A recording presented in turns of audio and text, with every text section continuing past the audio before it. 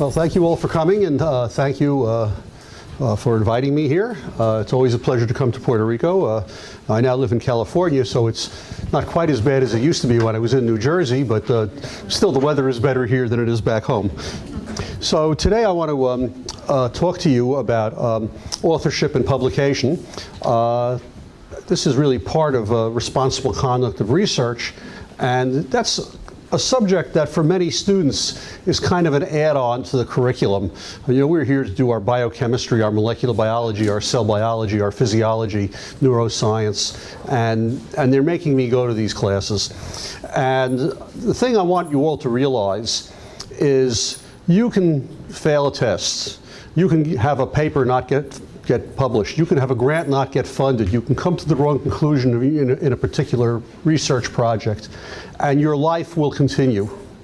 If you do something which is considered not consistent with responsible conduct of research, if you do research, a breach of research or publication ethics, you will permanently damage your career in a way that no scientific or academic mistake can do so. So I want you all to, really take this kind of thing seriously, because this is really, this is the one thing you can't get wrong even once. You've got to do it right. Now, at this point, I think everyone knows why we have to publish. This is basically an outline of some of the things we're going to be talking about, and this is the part of publishing other than the science itself that you really have to be aware of. Why do you publish? When are you ready to publish? Who should be an author? What is your responsibility as an author? How do you avoid plagiarizing, which unfortunately today with the advent of computers is much more easy to plagiarize than it used to be. Where do you submit? Who reviews your papers? What to expect from the peer review, and how to respond to peer review, and how to be a reviewer yourself, which if you write grants and you write papers, very soon the people who receive those will find you and you'll be a reviewer as well. Now, in publishing a paper, remember that authorship is the coin of the realm.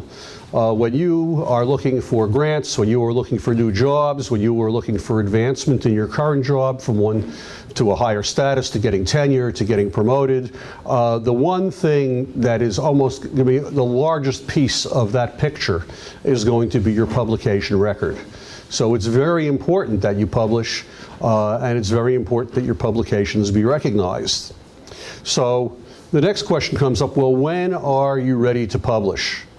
And you're ready to publish when you have done a piece of scientific work that's not only reproducible. I mean, a lot of times when I ask students, well, when are you ready to publish? Oh, well, I've done the experiment 10 times and it came out the same way each of the 10.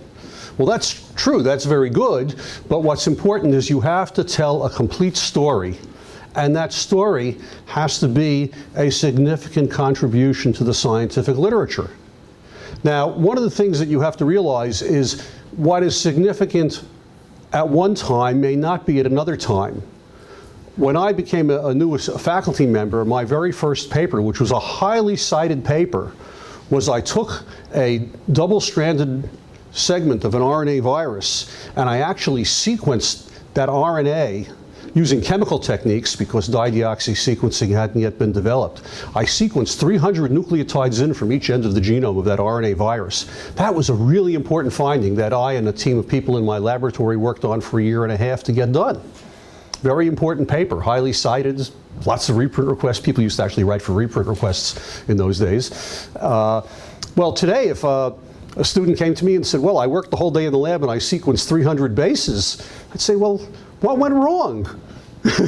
What did you do for the rest of the day? So what is significant is different, and you have to realize that something that if you a piece of work that at one time might be an important publication might later on be something. Well, I'm going to send the sequence into GeneBank, but it's really not going to be a paper unless I do something more than just determine a sequence, for example. I mean, nowadays, just determining the sequence of almost anything is probably not a publication, but if you determine the sequence and then use that sequence as a tool to study gene regulation, to study phylogenetic relationships, to do something much more than just doing a sequence, so that would be publishable. Then the other question that's very important to decide is who is an author and contributor to the paper? And basically the definition of an author is someone who's made a significant contribution to the design, experimentation, and reporting of the work. Now, not every author may have worked on every part of that. It might very well be that the graduate student or postdoc author did a large part of the experimentation, where the PI author may have done much more of the design.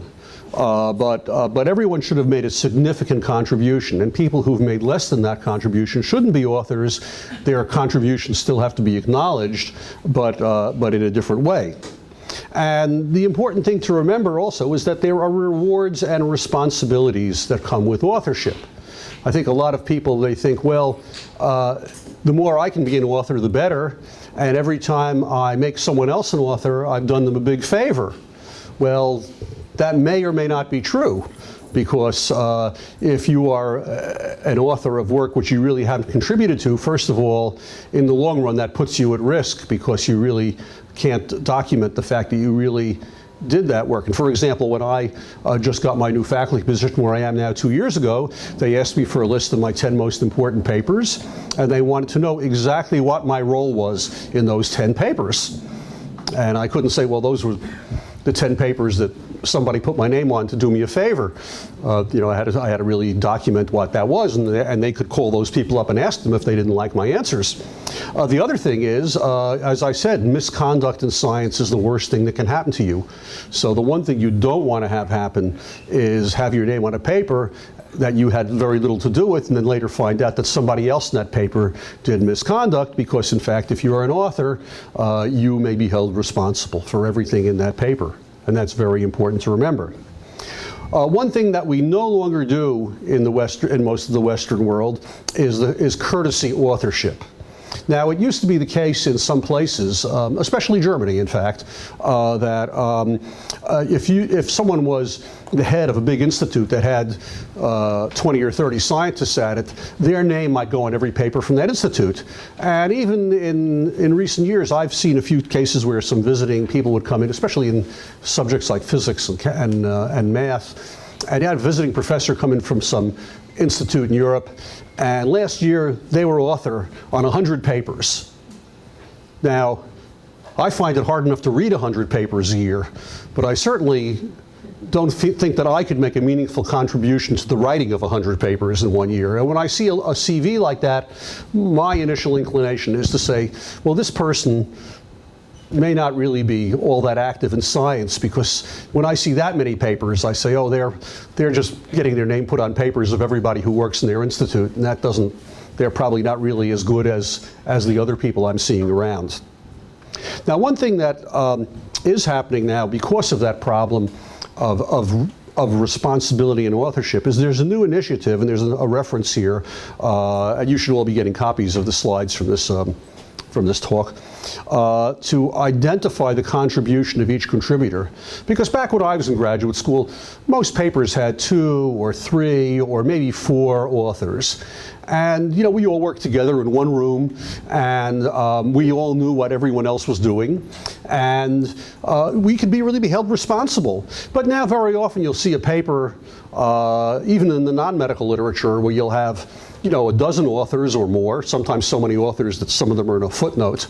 And you know, some of those authors are epidemiologists, some are X-ray crystallographers, and some are immunologists, and some are biochemists, and some are microbiologists. And there's no way, you know, that the epidemiologists can be held responsible for the X-ray crystallography. It's just not going to work. So now, and this has really begun in the medical literature, and I hope will be spreading to other fields, is that people are now, you know, when they're publishing papers, they're saying, okay, this particular person is responsible for the biochemistry, and this person is responsible for the X-ray crystallography. And so now you say, okay, if there's a problem with one particular figure in that paper, and I want to make a phone call and find out what's going on, I'm going to call the right person, and not be and not be calling someone who really doesn't know any more about it than the general public. When you write a paper, you know, very often papers get written.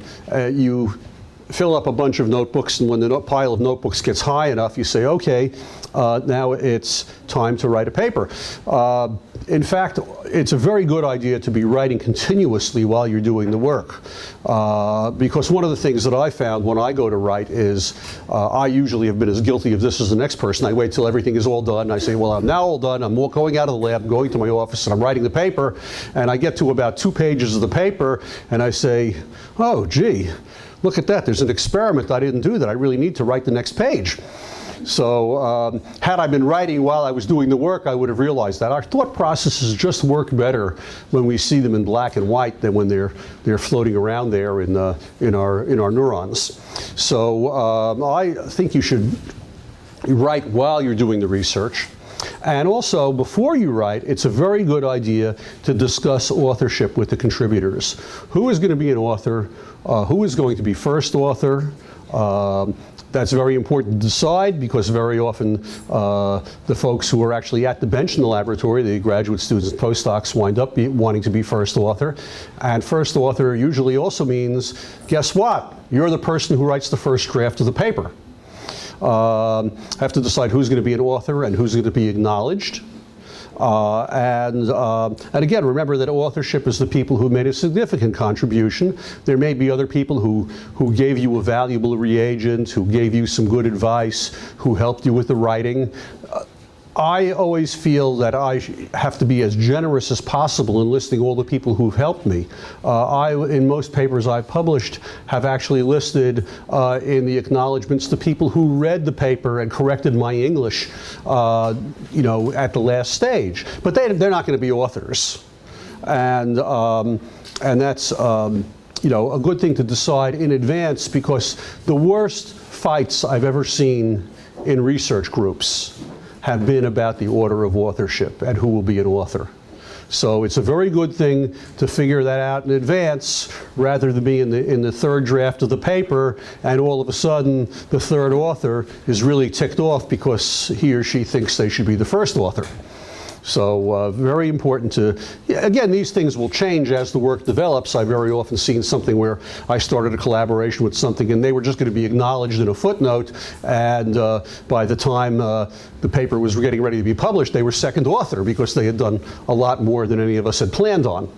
But again, having these things in advance will make your life a lot easier later on. Now, in terms of the responsibility of authors and the order of authorship, in the sciences in general, in the life sciences, in mathematics it's a little different, but in the life sciences, generally the first author is the person who's done most of the work and has written the first draft of the paper. And that's very often the graduate student or the postdoctoral fellow who has really done the bulk of the bench work. And usually the last author is the PI, or maybe the last and second to the last author if there's more than one PI, if it's a collaborative project. In some fields, like in mathematics, the PI is usually the first author. But that in the life sciences, that's generally the order. And technically, all authors are responsible for everything that's in the paper. And it's a general rule that I'd like all of you to follow, is nobody's name should ever be listed as an author of a paper if that person hasn't had a chance to read and correct the paper before it's submitted. I know when you're writing a paper, there's often a big rush. Oh, I'm about to get to defend my thesis. I'm about to go to the meeting. I'm about to do this or about to do that. I really want to get this paper out. But it's very important to make sure that everyone's on board, because again, you will never have a more angry colleague than someone who says, you know, there's a paper out there with my name on it and I didn't get to approve that, because they may have something very valuable to contribute, or at least have the option of taking their name off it if they don't want to have their name on it. What a lot of journals will do now is they'll say, we will not even accept the paper to review if you don't have a signature by every author who's listed on there. And that's a very good thing, because that prevents you from cutting corners. I have even had the experience where they may say, we will not accept your paper to review unless everyone in the acknowledgment section has signed the paper. Sometimes I'll even say, we will not accept the paper unless, a lot of times you write personal communication in the paper for someone who just told you something across the bench. Those people may have to sign. So look at the rules for the journal you're submitting to and make sure you follow them. But even if the journal doesn't require that, everyone, in fact, that's a good practice. That's another thing I do is if I even acknowledge someone in the paper, I will, as a courtesy, before I submit it, I will send them a copy of the paper. I'm about to submit this paper. You're acknowledged in it. The acknowledged people will usually not give me critiques, although once in a while they do. But at least they have the chance to look it over and be comfortable with having their name listed. Okay, one more thing about authorship is courtesy authorship. I'll give you an example. I had a Chinese student in my lab who, a number of years ago, who was an excellent scientist, but this particular student wasn't so great at grammar. So this student would write terrific papers. The figures and tables would be wonderful, but there wasn't one sentence that didn't need a correction in it. And for a number of years after this person became a faculty member back in China, and subsequently a dean back in China, I would get their papers occasionally by email and say, well, let me spiff up a few things here. And I would never be an author of those papers. Well, once it happened that I got a paper and I saw a really major flaw in the logic of the whole approach. And I said, look, there's this one experiment you haven't done. You really should do it. If you don't do this experiment, it's just not going to be as strong a work as it would be.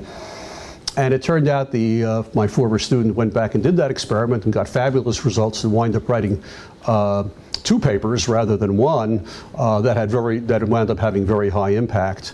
And in that particular situation, after much resistance on my part, I agreed to be an author because I had, there had been a lot of back and forth communication between me and my former students about this particular piece of work, and the student felt that I had really made a contribution. And I said, okay, in that one case. But in most cases, I had the experience of former people calling me and say, I've written a paper, can I list you as an author? And I say, absolutely not. Unless the work was done with me, I don't want to be an author of your paper. First of all, you deserve all the credit, and I don't want to be responsible for something I have no idea how it was done or what the work involved.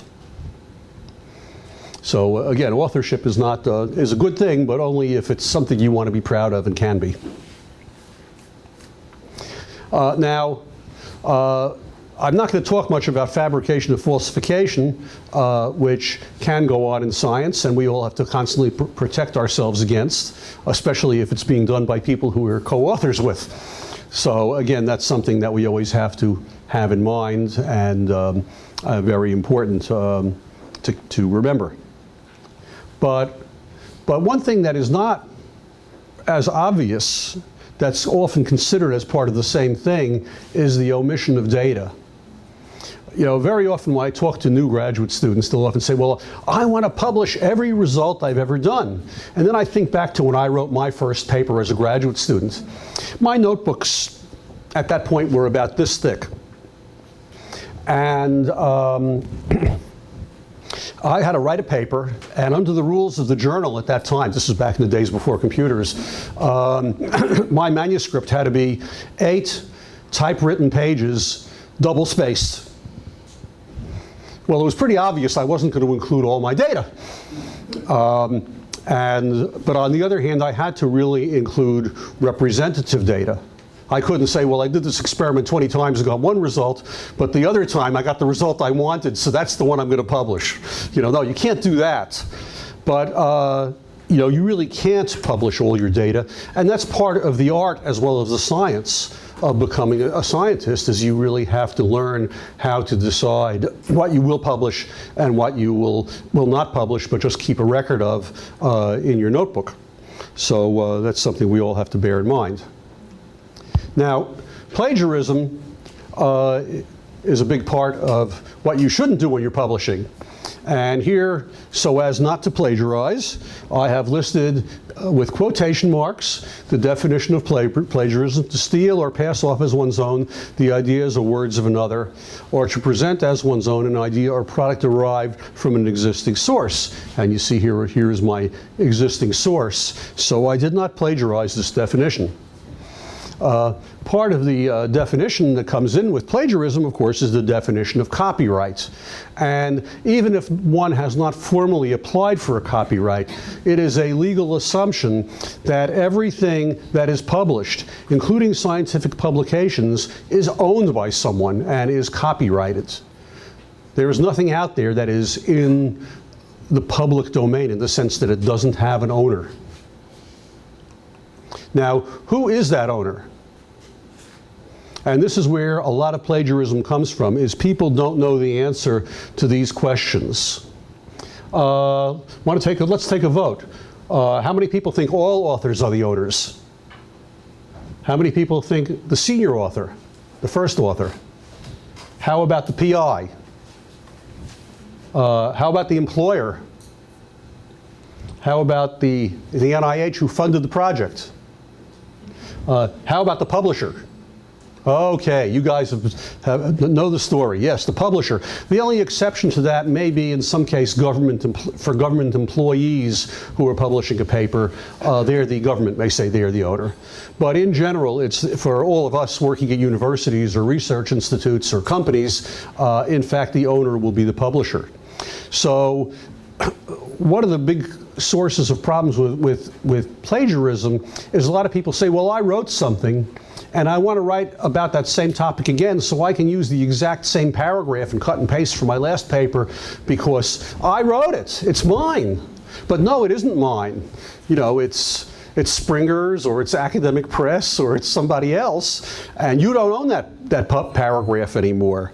So you're not allowed to self-plagiarize. It is plagiarism even if you do your own work. Yes? Isn't ownership subject to negotiation? You can negotiate with the publisher to share. To a very limited extent, very limited. Probably on journals, not so. Maybe on texts might be a little bit more possible, but they're usually pretty, they send you a piece of paper and say, you want your thing published, sign this piece of paper. You don't sign the piece of paper, send it someplace else, we're not interested. So it depends on what they're willing to do. Yeah, yeah. But for example, I've seen many journals allow you to use, if you're a student, those words in your thesis. Well, I think that's a big thing. We'll get into that. Let's. The one thing I think here to remember is that self-plagiarism, I think, has been overstressed as a problem. You know, I would agree that self-plagiarism is a bad idea for two reasons. One is a legal reason, that the publisher owns the work. The other reason is a scientific reason, in that one of the things that you're not allowed to do, let's say, wouldn't it be great to say, well, I did my graduate work and I have 20 papers. Well, I know an easy way to get 20 papers. You know, I'll write the paper in English and I'll submit it to a journal. Then I'll write the same paper in Spanish and send it out to some journal in Argentina. And I'll write the same paper in Chinese with the help of one of my postdocs who knows Chinese, and I'll send it off to a Chinese journal to publish it. You can get a lot of papers that way, right? Well, you're not allowed to publish the same thing more than once. Technically, if you have one paper and then you write another paper, it shouldn't be the same paper. So on the other hand, you know, if you are doing a series of papers where you're using a particular set of techniques, you're using those techniques again and again and again in each paper. You know, I personally do not have any trouble if that little method section that gives those methods is the same. And it's kind of hard to understand how you can rewrite it too much, because after all, you're using the exact same method. So I think in general, self-plagiarism is still plagiarism and shouldn't be done, but I think a lot of this comes up to the size of the block of text or the figure. If people are going to hold up the 2 pages and they're going to say, boy, these 2 pages look very similar, when I hold them up like this, that's probably not a good idea. But if there are 5 sentences there that are exactly the same, I don't think you're going to get into trouble. But provided they're really yours, and provided they're really kind of the routine kind of thing that, like, how to do with sequencing, how to do PCR, you're not going to change that an awful lot. So, but in general, avoid self-plagiarism, and you can't publish the same data or the same discussion of the data again and again and again. That would not be allowed. Now, plagiarism is easy to check, and there are a lot of plagiarism checking sites out there where you can simply put in the reference to a journal and ask, are there anything like that? Is there anything like that out there in literature? And in fact, you can even do it by the name of an author. So, for example, I once did that with my own name. And surprisingly for me, because I had really forgotten about this, was years ago, but 2 of my papers came up and said, wait, we see a tremendous amount of similarities between these 2 papers. And then I remembered that I had written a research paper on developing a new cell-free translation system in yeast, and I gave a seminar on that, and in the audience was an editor of Methods in Enzymology, and he came up to me afterwards and said, I want you to write up this method for Methods in Enzymology, so we can put it in there. And in fact, the Methods in Enzymology paper turned out to be fairly similar to the original paper where I described the method, which was cited in the Methods in Enzymology paper. Again, it really does work. The other thing that's interesting is it's important to teach about plagiarism because, in fact, there have been studies done, and as we show here, in fact, when you teach students about plagiarism, they plagiarize less at the college level and presumably at higher levels as well. So when this paper came out, I was very happy to see it because one of the things that always worried me is, am I really doing anything worthwhile by teaching these lectures? And I said, oh yes, this really works. So hopefully you're all prepared now since we've told you how not to do it.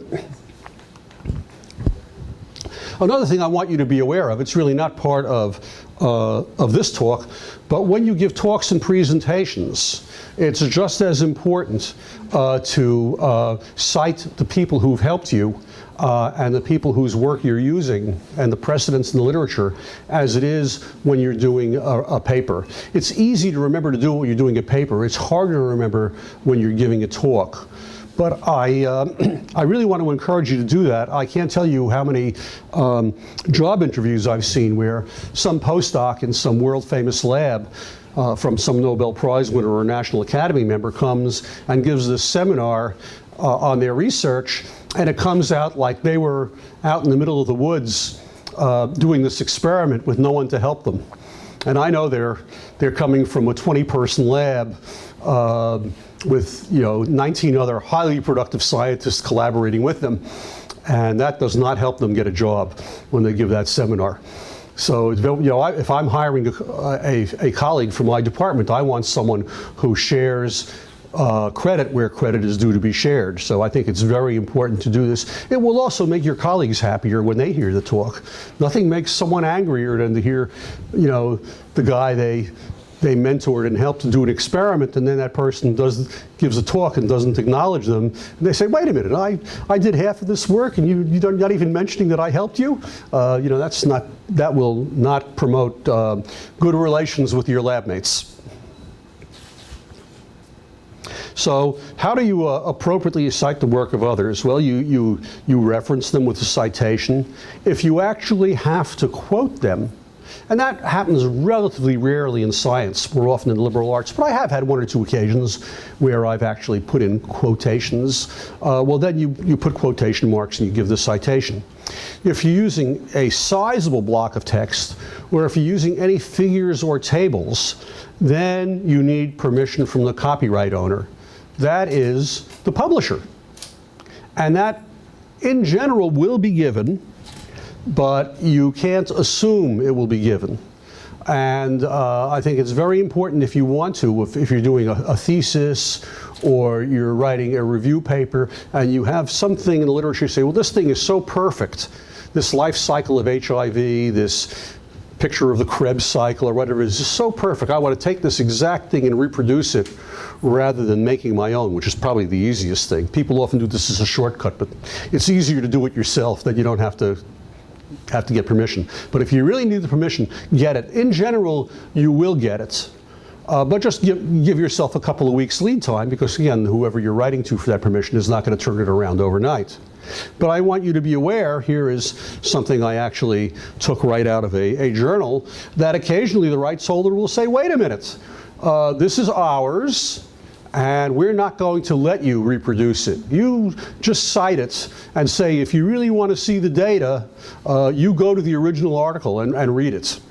So this is an example I just found while I was tooling around reading some literature. Is something where someone said, look, this particular thing they wouldn't let me reproduce here, so if you want to see it, go back to the original journal and they will, or the original website, and they have the data that if you want to read that. Now, when you're writing, you also want to have, you're going to have your references. And this is, again, something where it's easy to be careless. In general, when you're starting off your paper, you want a few references to reviews of the general topic you're working in. If you're working on a particular system, a particular gene regulatory pathway, a particular virus, whatever it is, yeah, you want to put in a review article so people who know nothing about the field can read that, can get up to speed.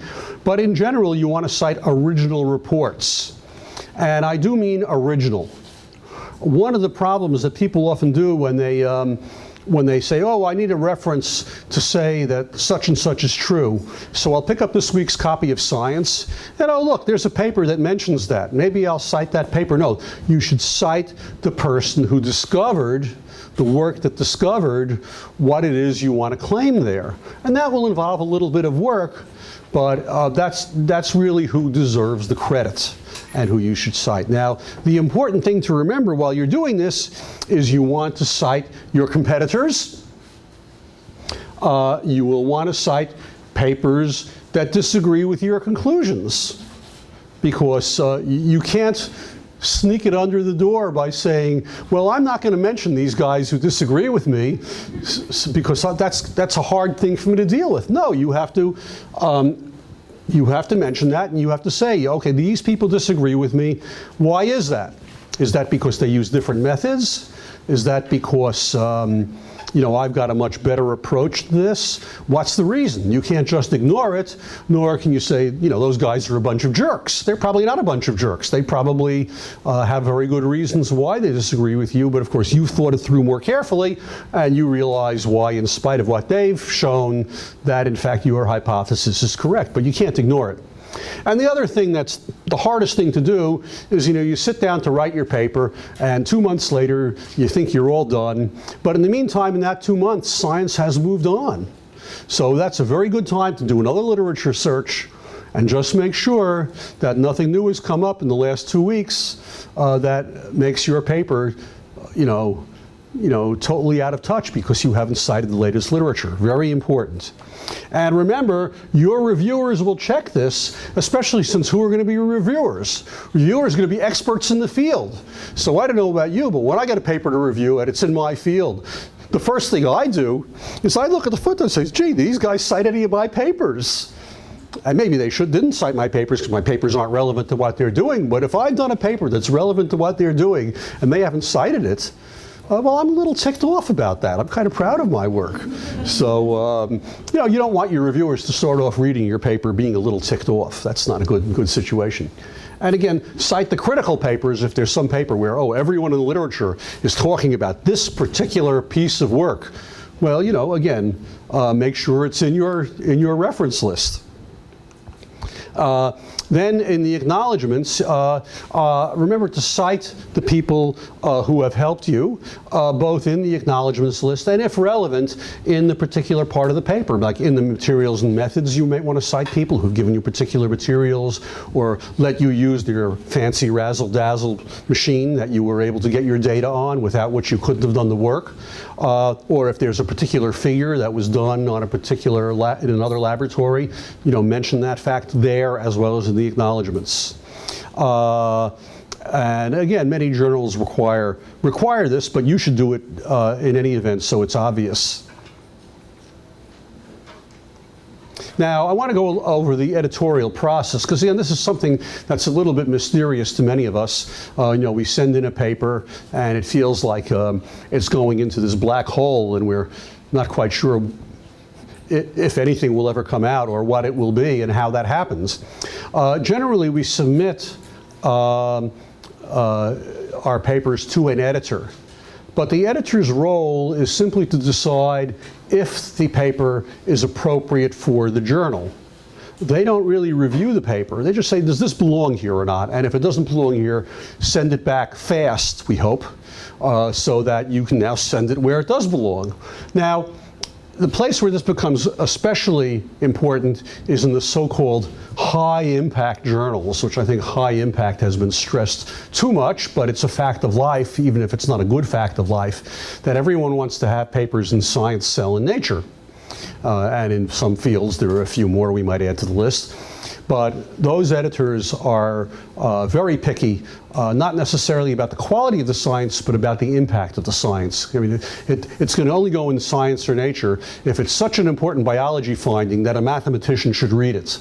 So it might be very good science, but if it's not that important, they don't want it. And so they'll turn things around very fast. But what you should do if you're sending in a paper to a very high impact journal, what I would strongly urge you to do is before you actually write the final draft of the paper, write a 1.5 page top summary of what you discovered, and write a letter to the editor of that journal, which you send by electronically, and say, look, I'm writing this paper, I've discovered this, this is what I've done, this is why it's important, this is what is critical about it that makes it of high impact. I would like to submit this to your journal. Are you interested? Now, the editors, like us, are very busy. And they would much rather review your 1-page letter than review your 40-page manuscript.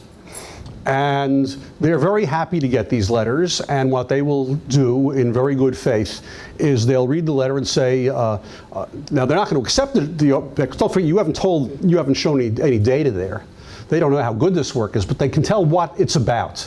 And the editors will usually be very happy to either write back to you, say, yeah, this is really interesting. Would you please send us the article? Or they'll write back, they'll say, well, this really belongs in a specialty journal in your field, not in our journal. And by doing that, they've done you a great favor, because now you haven't written it in their crazy format that they use, which is totally wrong format for almost every specialty journal. And now you can go ahead and write what you should be doing, which is write for the specialty journal. So I would urge everyone never to submit a paper to Science, Cell, or Nature without a letter of inquiry written several months earlier, because it's just a waste of your time and a waste of their time, and they'll appreciate you for it.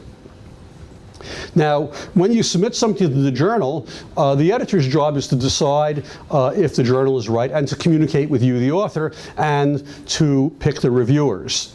Now, the editor has a problem, because after all, science is very specialized, and especially in one of these general journals, you know, the editor can't possibly be an expert in all the fields. So then the editor has to find 3 reviewers generally for your paper. And very often, they will look at their own editorial board or look at your references to see who you've cited. Oh, you cited someone who written a review paper about your area. That person must know a lot about the area. They might be a good reviewer. Or they might even ask you, many journals do, they say when you're writing to the journal, submitting your paper, they say, who would you recommend who would be a good reviewer? And of course you can write, you can't put in, you know, your brother-in-law, the guy across the hall, you know, or whatever. You know, it has to be someone who you don't have a conflict of interest with. And sometimes they'll even ask you, you know, who have you published with in the last 3 years? Because those people they won't use as your reviewers. They will often also ask you, even if they don't ask you, you can say, if there are a small number of people who you do not want to review your article, you can list those people, and they will honor that request. I have done it on occasion. I've never listed more than one person. And every article I've submitted has either listed one person. In one field I used to work in, there was just one person who I knew I didn't like and I knew didn't like me. And I didn't have a very high scientific opinion of this particular person's work, and I said, I don't want this person reviewing my work. I didn't say why, but I said, I just don't think that would be such a good idea, and they always honored that. You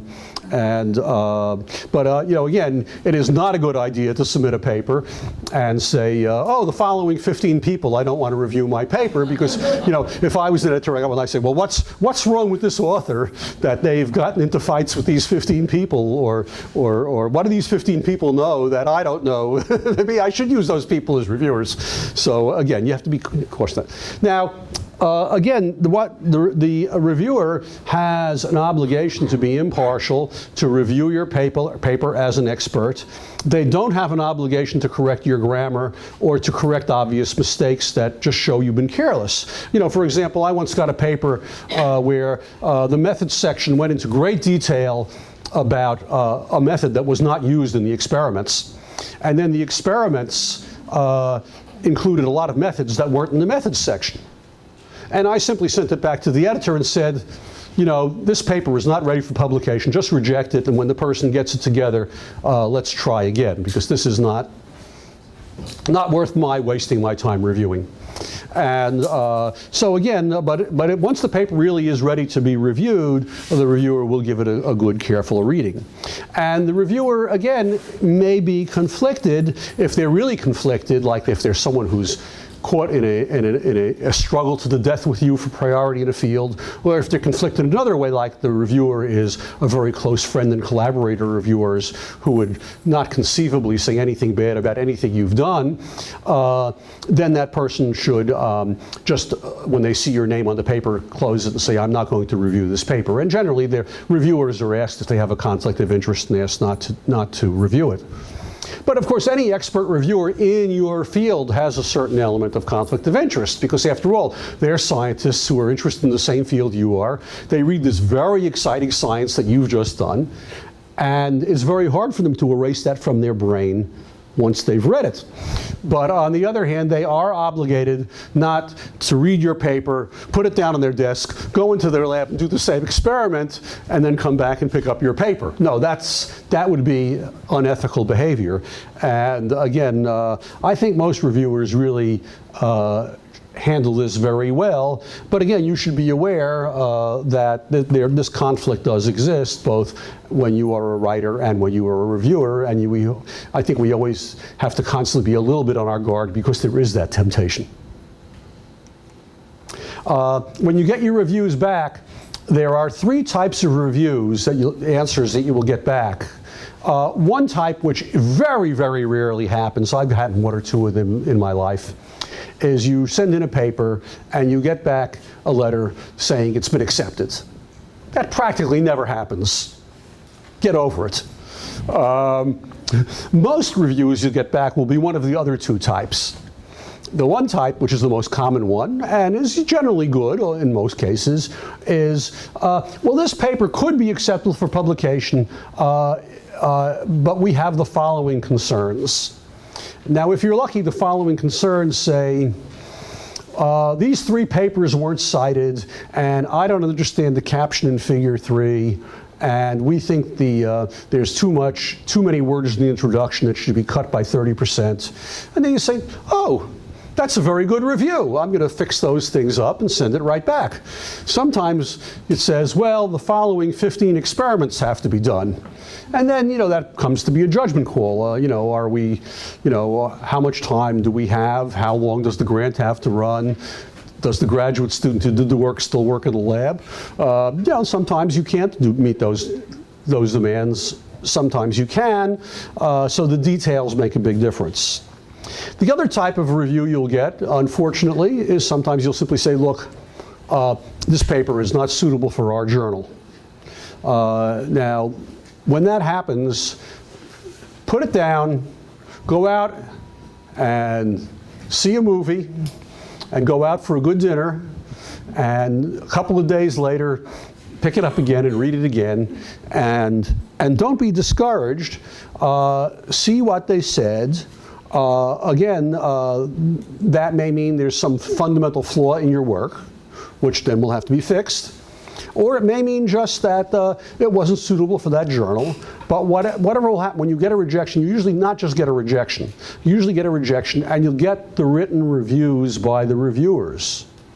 Read those reviews and take them to heart, and think about what you can do to fix those before you send it someplace else. Because you may get the same reviewer in the other journal, so you really want to get those fixed.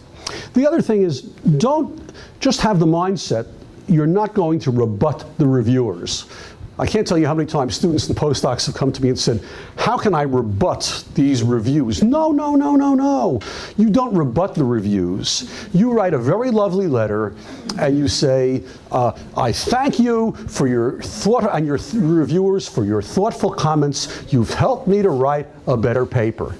And now I have written my introduction so it is even more clear than it would have been before. And what you don't write is, so even that stupid reviewer can understand it. but you don't write that. And I think a lot of my papers where I thought that when I wrote it, upon retrospect, I said, you know, that is really good, because when I write my paper, I don't want only me and the people who work with me to understand it, but I would like every scientist in the world to read my important paper. And those people may need it written out with just a little bit more hand-holding than I would write if I was writing for the person in the laboratory across the hall. So again, don't rebut your reviewers, thank them, and do whatever you can to make them happy. I just want to give you now a few resources. This is a reference which is not the source of the cases that we're talking about today, which came from the ORI, but this is a very nice book of case studies. The science may be a little old, but the ethical considerations are not. Unfortunately, it's so old that it's only available in hard copy, but you can order it online from the AAMC, and it only costs, you know, $12 or $15. And if you ever have to run a seminar on responsible conduct of research, it's an excellent source. And again, these are some other sources that you'll always be able to find updated information about scientific ethics at.